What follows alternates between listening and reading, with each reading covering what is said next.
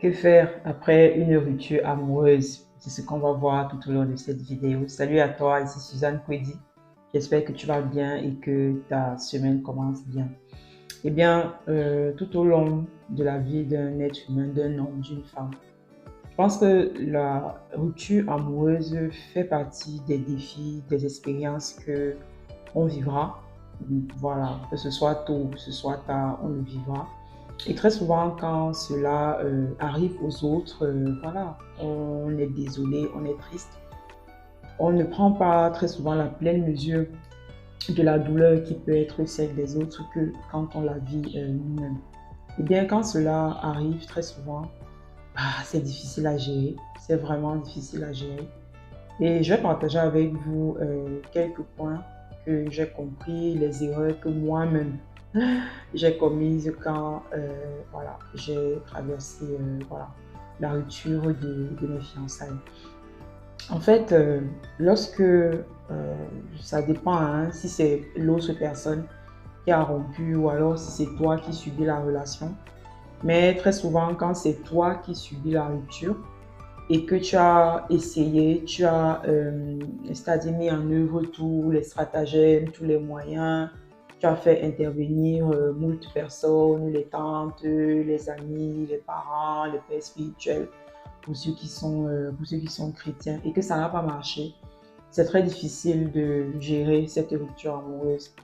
Eh bien, quand cela m'est arrivé il y a quelques années, il y a des erreurs que j'ai commises et que j'ai compris plus tard que ce n'était pas la bonne chose à faire. La première chose que j'ai faite, c'est que j'ai voulu le remplacer, on va l'appeler Pierre. J'ai voulu remplacer Pierre par Paul. Et je me suis dit, de toute façon, un de perdu, 10 de retrouvé. Et je me suis très vite mis dans une autre relation.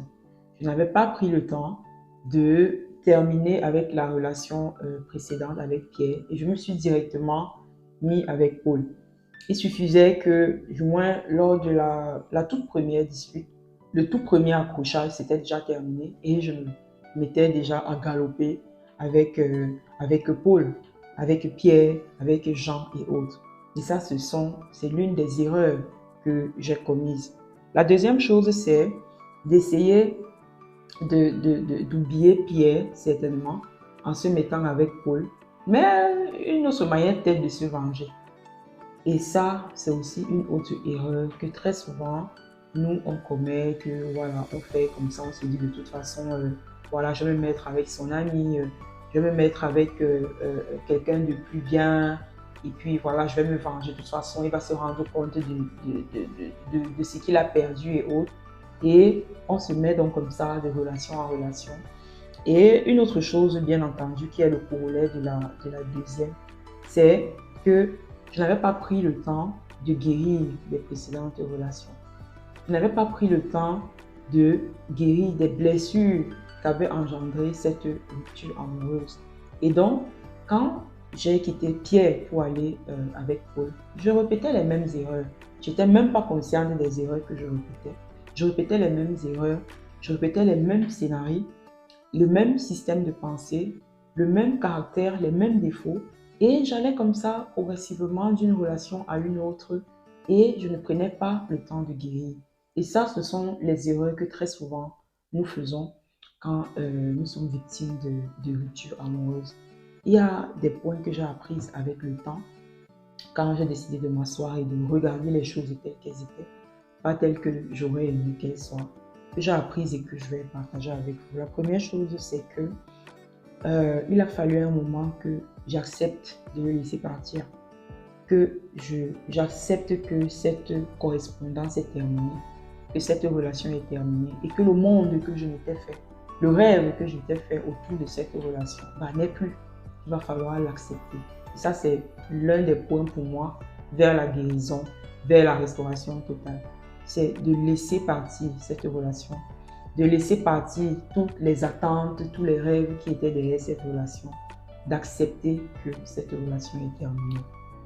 Ensuite, il est aussi important d'accepter ses émotions. Parfois, on va ressentir de la colère. Très souvent, nous les femmes, on va dire, maman, avec tout le temps que j'ai passé là, j'ai fait 1 an, j'ai fait 2 ans et c'est comme ça que ça termine.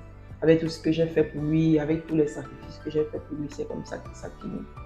Moi, dans mon cas, ce qui m'avait vraiment mis en colère, c'était la manière dont c'était terminé. On ne s'était pas assis pour pouvoir en discuter. Voilà, j'avais, lors d'un échange WhatsApp, j'avais reçu un SMS pour dire c'est terminé. Ça m'avait fait vraiment un choc. Je me disais d'abord que c'est même quelle manière de terminer une relation qui a mis autant long et qui était déjà au stade de fiançailles, au stade de mariage, au stade de dot. Ça me mettait vraiment en colère. Il y avait aussi un sentiment d'abandon, un sentiment de rejet. Je ne me sentais pas à la hauteur. Je me sentais plus femme. Vous voyez un peu, je me sentais plus femme et je me disais, mais c'est pas possible. Comment est-ce que quelqu'un a pu me terminer une relation comme ça par SMS en plus? J'avais l'impression d'être comme une moins que rien. Et toutes ces émotions-là, je les réprimais quand je passais d'une relation à une autre. Je me disais, ah, je maîtrise, ah, de toute façon, ça va aller, bon, il est parti, et puis voilà, on se remet à une autre relation, c'est tout. Et le fait de ne pas prendre en considération, de ne pas ressentir, de toujours comprimer ces émotions, eh bien, ça va nous rattraper demain.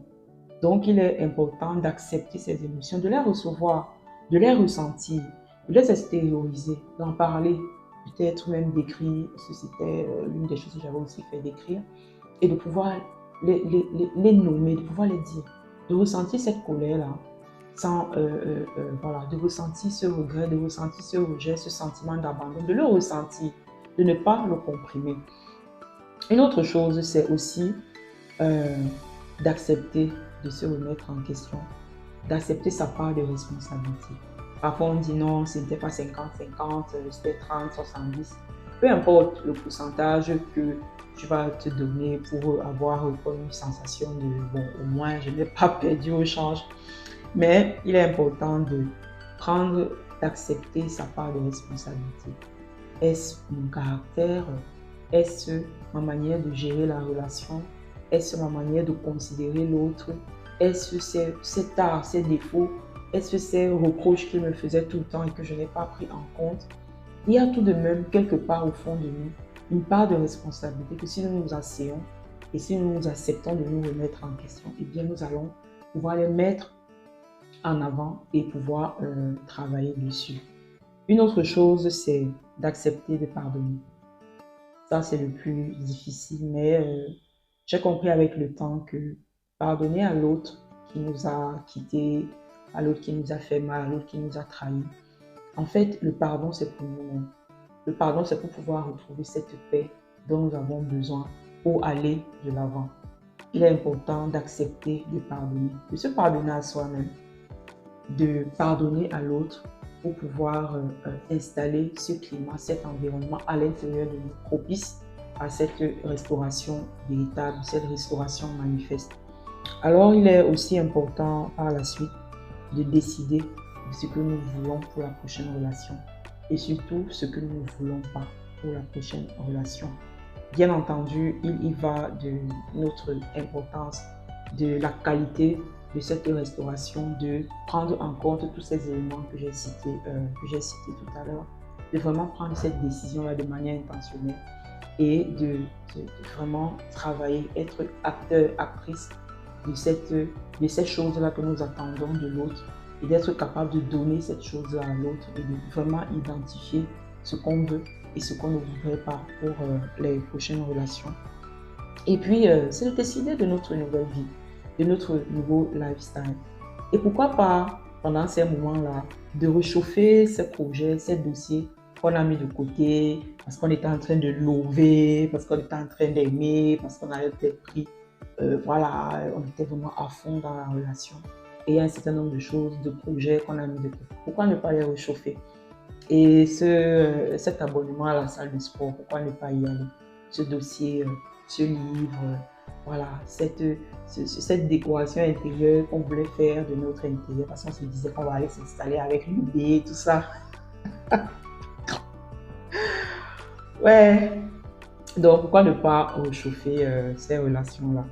Donc en fait, c'est très important de prendre en compte ces éléments-là quand, voilà, quand on vit une rupture amoureuse, surtout quand on a décidé de passer le cap et de vraiment voilà, se donner un nouveau un nouveau souffle de vie. Et il ne faut pas oublier aussi que voilà, on attire à soi ce qu'on est à l'intérieur. Et très souvent, les hommes ou les femmes, on flaire rapidement ce que j'ai appelé célibe à terre. D'ailleurs, si vous n'avez pas vu cette vidéo des caractéristiques d'une célibataire à terre, c'est-à-dire une célibataire frustrée, je vais vous mettre en lien la vidéo que j'ai tournée et ça va certainement vous édifier. Donc, c'est important de savoir qu'on attire à soi ce qu'on est à l'intérieur. Plus on travaille à l'intérieur de nous pour guérir de nos blessures, pour être restauré, pour vivre cette vie qu'on a toujours voulu, surtout guérir de cette relation, pardonner, passer à autre chose, se remettre en question, travailler sur les éléments qu'on pense que cela aurait pu certainement faire la différence dans la précédente relation. Eh bien, on attirera à nous la personne en face de nous, équilibrée, épanouie, que nous sommes en train de devenir. Donc, c'est important d'apprendre à être heureuse pour pouvoir être capable de donner du bonheur à l'autre, pour pouvoir être capable de vivre une relation beaucoup plus équilibrée. Donc, voilà ce que je voulais partager avec vous. Et je voudrais vraiment encourager ces jeunes femmes, ces jeunes hommes qui traversent cette période difficile. Ce n'est pas évident, vraiment. Courage à vous.